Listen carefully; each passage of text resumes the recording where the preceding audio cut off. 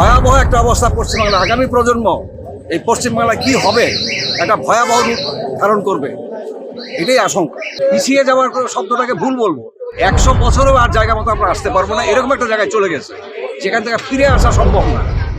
এত বড় একটা ক্ষতিগ্রস্ত অবস্থায় শিক্ষা, সংস্কৃতি, স্বাস্থ্য, যেদিকে আপনি হাত দেন না কেন সবটাই পিছিয়ে গেছে।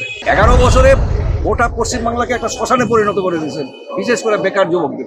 পশ্চিমবাংলায় বর্তমান সমস্যা বলতে সবই সমস্যা, তার মধ্যে সবচেয়ে যেটা বড় সমস্যা সেটা হলো বেকারত্ব, অর্থাৎ চাকরির একেবারেই নেই, মানুষের নিয়োগ নেই। সাধারণ খেটে খাওয়া মানুষ, তাদের সংসার থেকে, পরিবার থেকে যে সমস্ত ছেলেমেয়েরা অনেক কষ্টে তাদেরকে যে লেখাপড়া শিখে উচ্চ শিক্ষিত করে আজকে ঘরে বসে তারা দিন কাটাচ্ছে, এবং তাদেরকে ভিন্ন রাজ্যে কাজের সংস্থানে দৈনিক হাজিরার মজুরিতে কাজ করার জন্য পশ্চিমবাংলার থেকে বাইরে যেতে হয়, এটা একটা লজ্জার ব্যাপার আমাদের বাঙালি হিসাবে।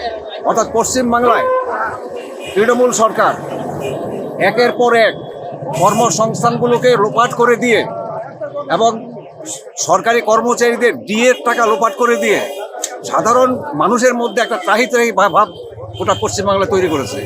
আগামী ভবিষ্যৎ, এখনকার ছেলেমেয়েরা লেখাপড়া করতে চায় না একটা কারণেই, যে আমি লেখাপড়া করে কী করব।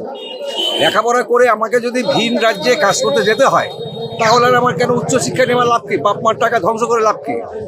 ভয়াবহ একটা অবস্থা পশ্চিমবাংলা। আগামী প্রজন্ম এই পশ্চিমবাংলা কি হবে একটা ভয়াবহ রূপ ধারণ করবে, এটাই আশঙ্কা।